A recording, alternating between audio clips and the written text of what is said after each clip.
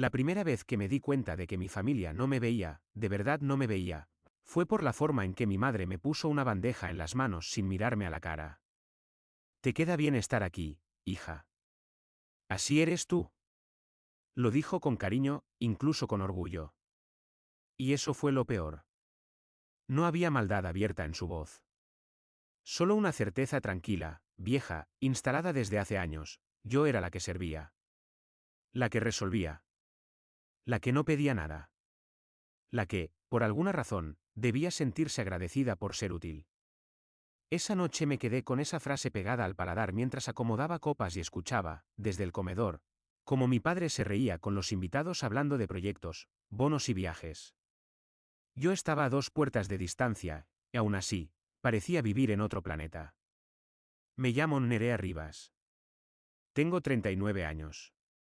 Y hasta hace unas horas, para ellos, yo era la niña que trabaja en una oficina, la que hace papeleo, la que ayuda.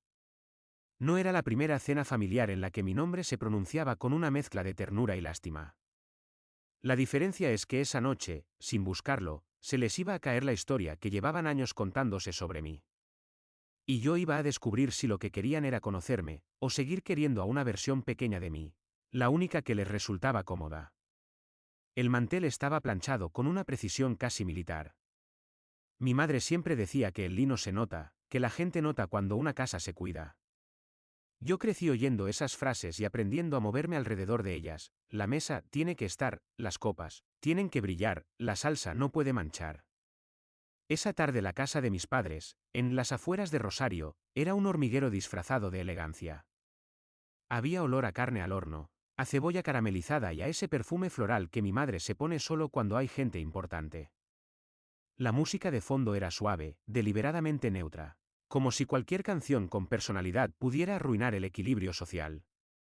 Yo había llegado temprano, como siempre. No porque me lo pidieran explícitamente. No hacía falta. En mi familia, lo implícito es una forma de ley. A los 12 años yo ya sabía dónde guardaban los platos buenos, los que no se usan en un martes cualquiera. Sabía cuáles copas se reservaban para el vino tinto de verdad, y cuáles se usaban para los brindis improvisados. Aprendí a doblar servilletas antes de saber bien cómo doblar mi propia ira. Mi padre, Héctor, era arquitecto. No de esos arquitectos que dibujan casas para parejas jóvenes, sino de los que negocian con desarrolladores, presentan proyectos con maquetas impecables y hablan de visión como si fuera un músculo. Durante décadas construyó su reputación ladrillo por ladrillo. Y con esa reputación construyó también una forma de mirar el mundo. Hay gente que llega y gente que le ayuda. Mi madre, Marta, hizo lo que siempre ha hecho: sostener la casa, sostener la imagen, sostener a mi padre incluso cuando nadie se lo pidió. Ella era el tipo de mujer que logra que una sala se vea mejor solo por estar en ella. Y, aún así, durante años se fue convenciendo de que su valor dependía de cuán perfecto se veía todo desde afuera. Mi hermano mayor, Tomás, era la estrella. El hijo que salió para arriba.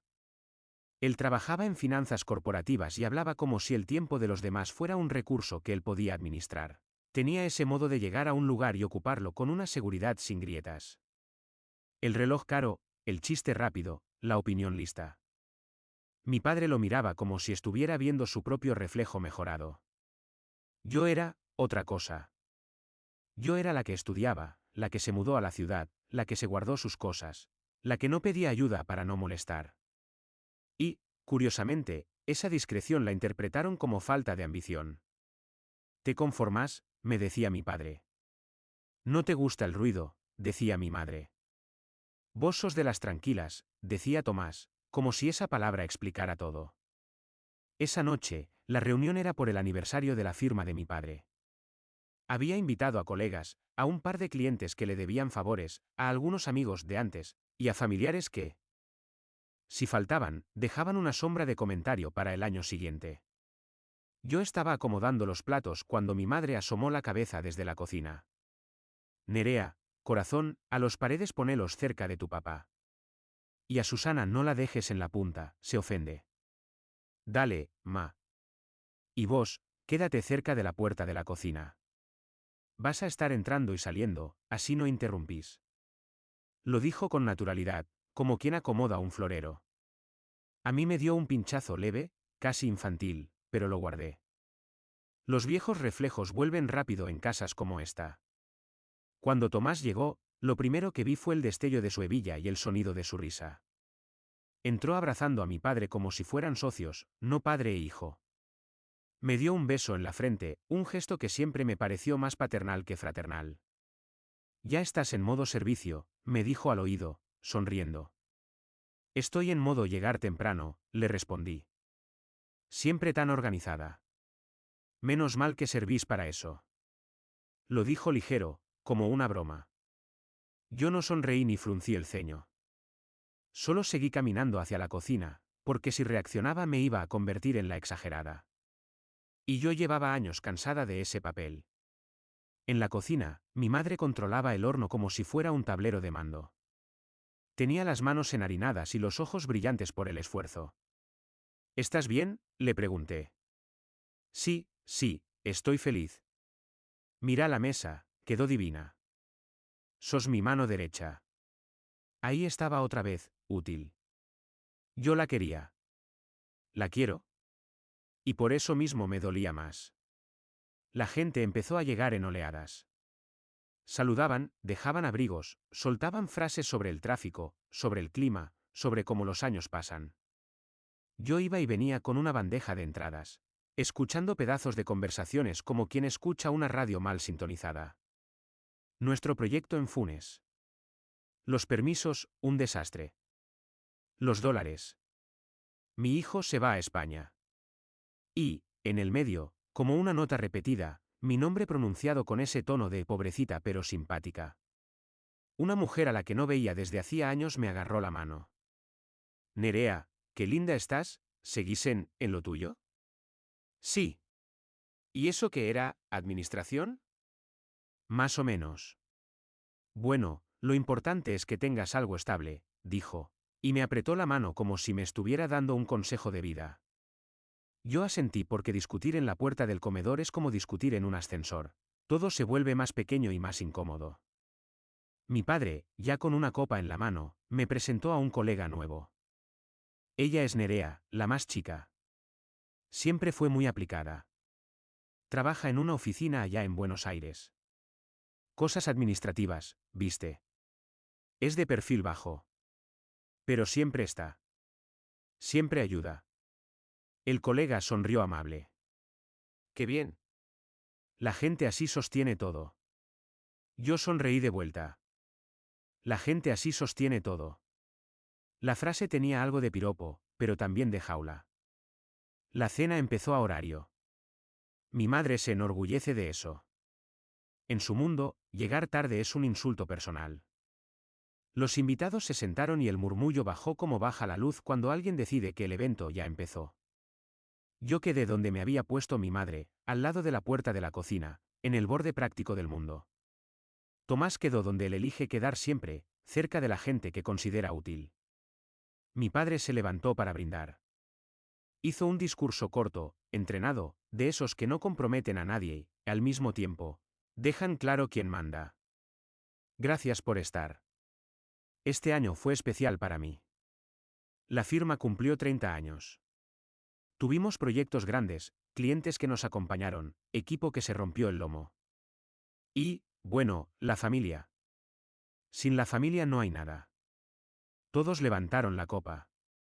Tomás cerró un año excelente en su trabajo, dijo mi padre, y mi madre lo miró como si se le inflara el pecho. Y Nerea, bueno, Nerea siempre tuvo empleo estable. En este país, eso ya es mucho. Hubo risas suaves, aprobadoras. No maliciosas, pero sí condescendientes. Yo tomé un sorbo de agua.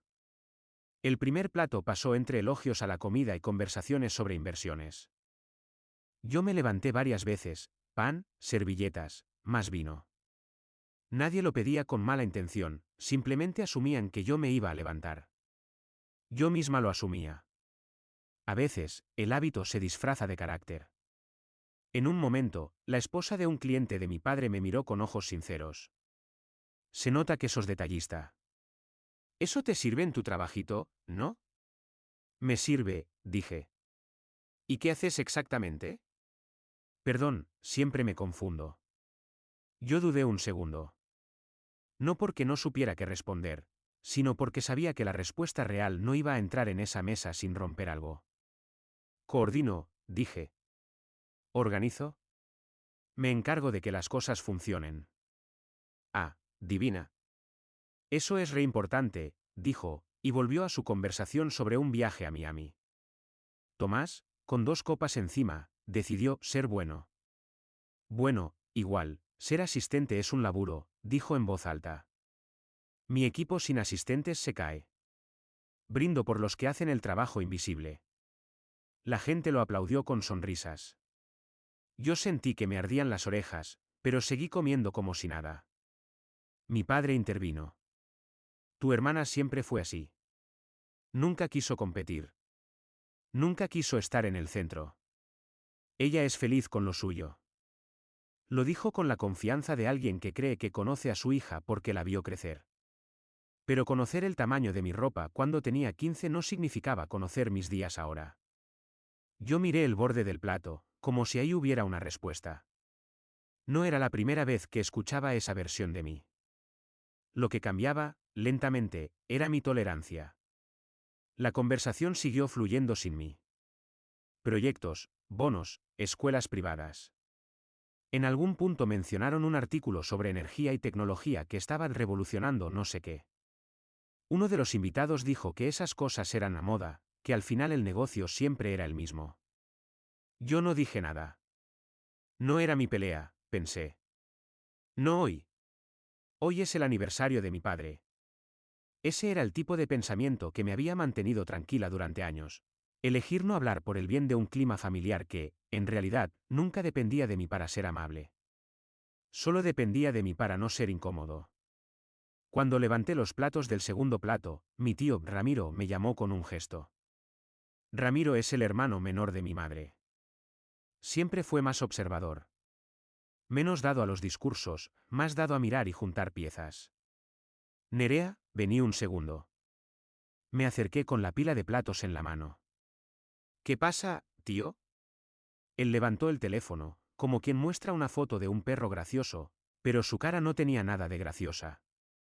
Me llegó una notificación del diario. Decían que había una nota, y aparece tu nombre. Mi madre, desde la otra punta, escuchó nota y se giró con una sonrisa automática. ¿Otra Nerea Rivas? Debe haber un montón. No, dijo Ramiro. Y giró el teléfono hacia mí. Era mi cara. No una foto familiar. Una foto profesional.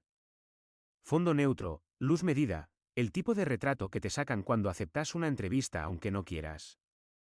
Yo llevaba el pelo recogido y una camisa blanca.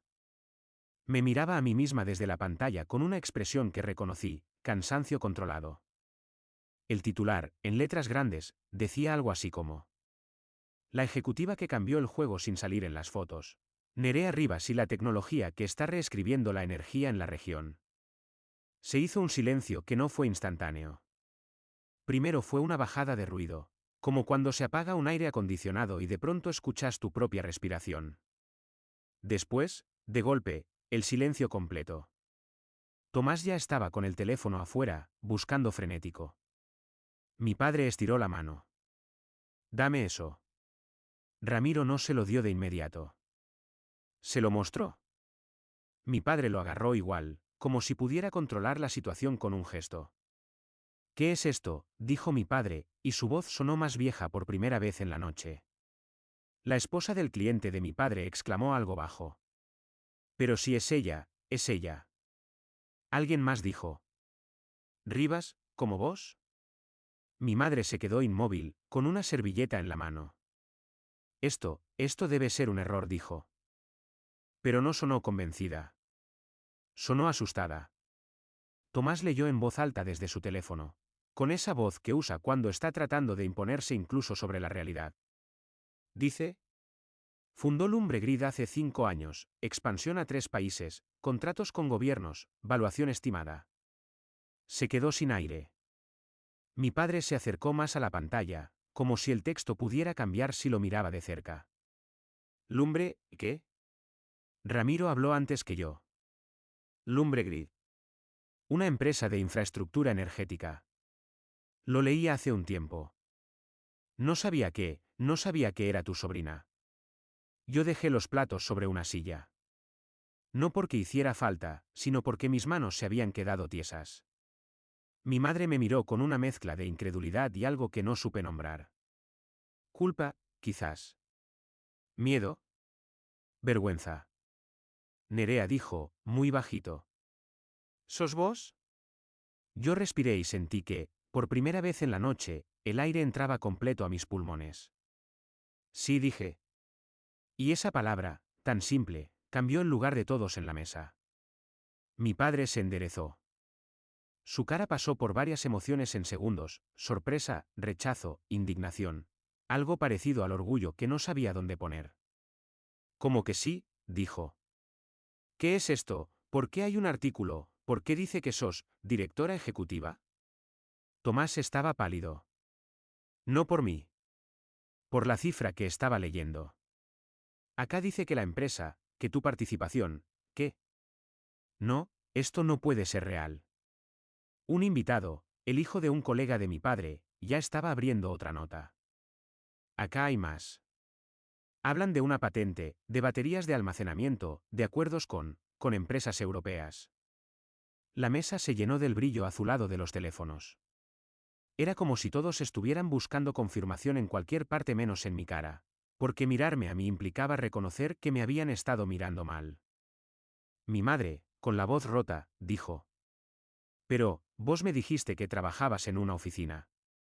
Trabajo en una oficina, respondí. Es cierto. La frase salió calmada. No planeé decirla así, pero tampoco la detuve. Mi padre golpeó la mesa con la punta de los dedos, impaciente. No juegues con eso. Explica punto. Yo miré alrededor. Vi a mis padres, a Tomás, a los invitados, a la gente que me había llamado ayudante, con cariño y me había aplaudido por ser invisible. No sentí ganas de gritar. Sentí algo más difícil, una calma que venía de años de tragarme cosas. Ustedes asumieron, dije, que yo era personal administrativo porque les convenía esa idea. Yo nunca les dije un cargo. Nunca les dije el nombre de la empresa. Cuando preguntaban, yo respondía lo mínimo. ¿Por qué?, preguntó Tomás, y por primera vez sonó como un hermano, no como un juez. ¿Por qué dejaste que? Me quedé callada un segundo. No por dramatismo. Porque era verdad lo que venía y yo quería decirlo sin veneno, si podía. Porque la primera vez que intenté contarles algo dije, se rieron. Me acuerdo perfecto.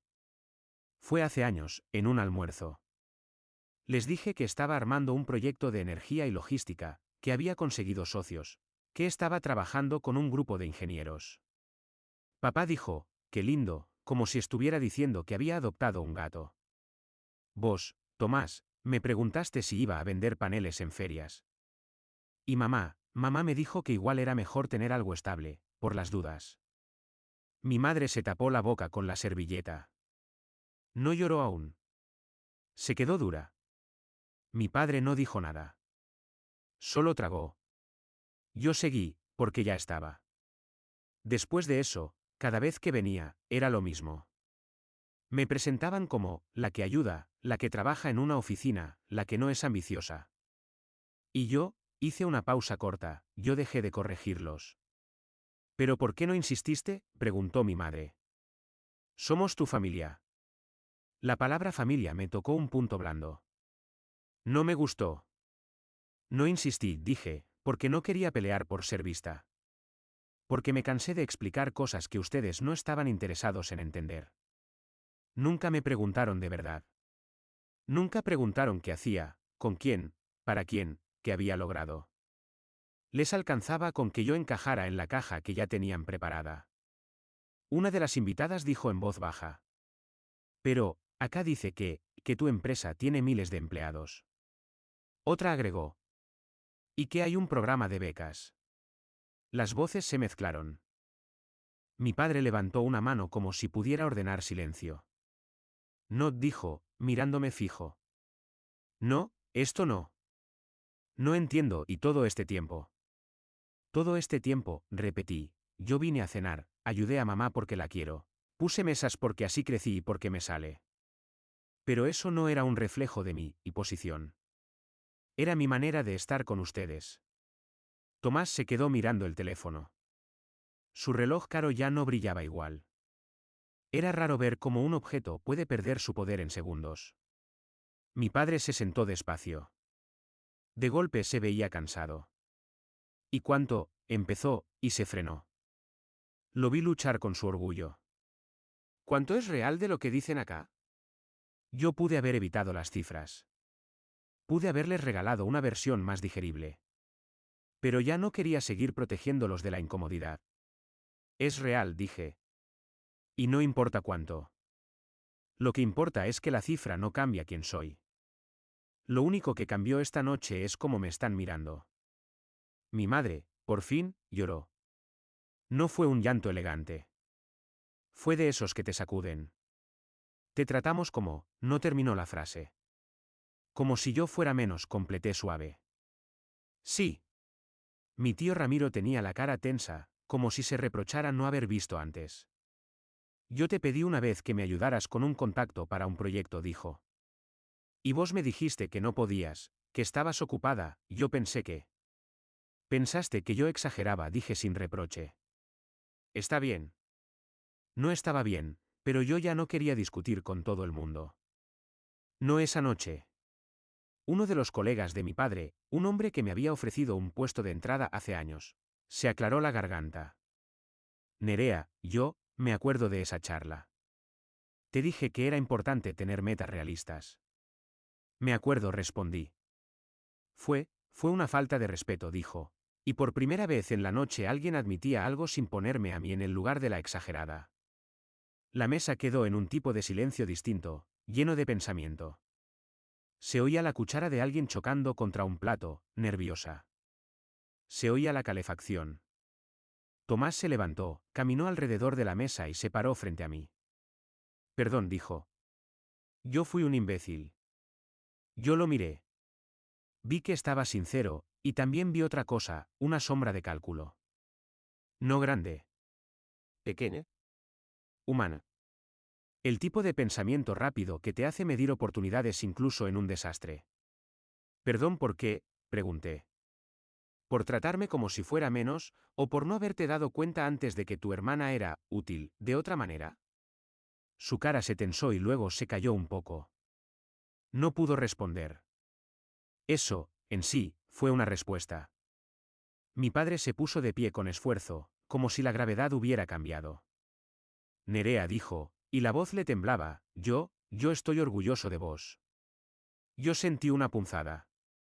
Porque esa frase era la que una parte mía, la parte niña, había querido toda la vida. Pero llegó tarde.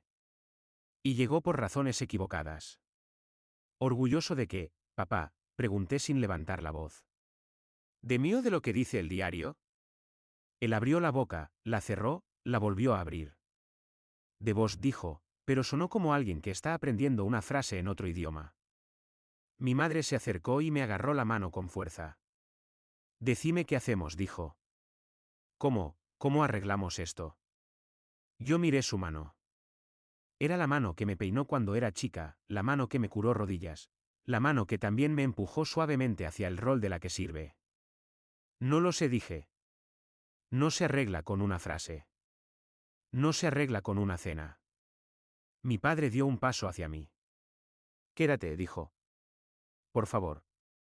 No te vayas así. Yo miré la mesa, las copas, las servilletas, el postre que aún no habían traído. 24 personas que me habían tratado como la ayuda, durante horas y que ahora me miraban como si fuera otra. Esa fue la parte más extraña, yo no había cambiado. Ellos sí. Respiré y dije lo único que era verdad sin adornos. Me quedo por mamá, dije. Me quedo por el postre. Pero después me voy. Mi padre asintió rápido, desesperado por aferrarse a cualquier cosa que sonara a normalidad. Está bien, dijo. Está bien. Mi madre fue a la cocina como si hacer café pudiera salvar el mundo. Cuando volvió con el postre, las manos le temblaban tanto que casi se le cae la fuente. Yo me levanté instintivamente para ayudarla y ella se frenó, como si esa imagen ahora fuera inadmisible. Yo puedo, dijo. Yo la miré, y en ese gesto, por fin, vi que entendía una parte, que no era mi trabajo servir. Era una elección. Y esa noche, mi elección estaba cambiando. Después del postre, los invitados empezaron a irse rápido, uno tras otro, con abrazos raros y promesas torpes. Tenemos que vernos, decían. Felicitaciones, decían. Siempre supe que eras brillante, dijo una mujer que, hacía una hora, me había recomendado un curso, para crecer un poquito. Yo asentí sin corregirla. Que cargaran con su propia mentira. Cuando quedó solo la familia, el living parecía más chico. Las luces cálidas ya no eran acogedoras, solo revelaban. Mi padre se sentó con las manos juntas, mirando un punto fijo. Yo no sé en qué fallé, dijo. Esa frase me dio pena y bronca a la vez. No fallaste en criarme, respondí. Fallaste en verme adulta. Mi madre se acercó y se sentó al lado mío, como cuando era chica. Yo creí que te estabas cuidando, dijo. Pensé que te daba miedo arriesgar. Y yo quería que no te lastimaran. ¿Y no te pareció que me lastimaba igual?, pregunté. Solo que más lento. Que me dijeran, pobrecita, con cariño. Que me usaran de ejemplo de humildad. Tomás se quedó parado, incómodo, mirando el piso. Yo te juro que no, empezó. Sí, lo corté suave. Sí lo hiciste. No porque seas un monstruo. Porque te convenía esa historia. Te hacía sentir mejor. Mi padre levantó la cabeza y, por primera vez, no intentó defenderse. ¿Y ahora?, preguntó. Yo me puse el abrigo. El movimiento sonó fuerte en el silencio. Ahora nada mágico, dije. Yo vuelvo a mi vida. Ustedes siguen con la suya. Podemos ver si aprendemos a tratarnos distinto. Pero hay una condición. Mi madre me miró como si la palabra condición fuera nueva. Si vuelvo, dije, me tratan con respeto cuando piensen que soy cualquiera. No cuando sepan que me va bien. Porque la Nerea que ustedes creían que era también merecía respeto. Mi padre asintió, lento. Tenés razón, dijo. Tenés toda la razón. Yo lo miré y sentí una tristeza seca. Porque esa frase, aunque sincera, no borra años.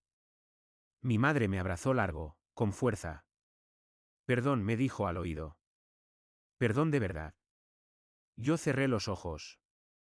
En ese abrazo, por un segundo, volví a tener 12 años. Y después volví a tener 39. Te quiero, le dije. Pero no vuelvo a ser chiquita para que se sientan cómodos. Ella asintió sin soltarme. Cuando salí, el aire frío de la noche me despejó. En la vereda estaba el auto con el que había venido mi chofer, Leandro, porque al día siguiente yo tenía que viajar temprano por trabajo. Yo siempre lo había explicado como, tengo una reunión, y nadie se molestó en preguntar con quién. Leandro bajó y me abrió la puerta sin mirar la casa, como si supiera que ese lugar era una escena que no le correspondía. ¿Todo bien, Nerea?, preguntó, y su tono fue el de alguien que pregunta de verdad, no por fórmula. Sí, dije. Y me sorprendió lo mucho que lo sentí cierto. En el auto, revisé el teléfono. Mensajes del equipo, un informe de la planta, una nota de mi directora de operaciones. El mundo seguía, como siempre. Y yo también. Miré por la ventana la línea de luces de la ciudad a lo lejos. Pensé en la mesa, en las copas, en mi madre temblando con el postre. Pensé en mi padre tratando de acomodar el orgullo nuevo sobre la vergüenza vieja. Pensé en Tomás sin saber dónde poner las manos cuando ya no podía bromear. Y me di cuenta de algo que, aunque parezca simple, me costó años. Yo no necesitaba que me reconocieran para ser real. Me había pasado media vida intentando ser buena para que me quisieran sin conflicto. Esa noche entendí que ser buena no puede significar ser invisible. Lo más probable es que mañana me llamen. Que vuelvan a disculparse. Que intenten hacer chistes. Que digan no sabíamos. Que me pidan que los ayude a entender. Tal vez alguno lo diga de verdad. Tal vez no. Pero mi parte ya estaba clara. Yo podía seguir queriéndolos sin seguir ocupando el lugar que me asignaron. Yo podía volver en Navidad sin volver a ser la que se sienta al lado de la puerta de la cocina por defecto. Porque esa noche, sin planearlo, sin dar un discurso, sin levantar la voz, hice algo que en mi casa parecía casi imposible. Me moví de lugar. Y eso, para mí, fue la primera victoria que no dependía de ninguna portada.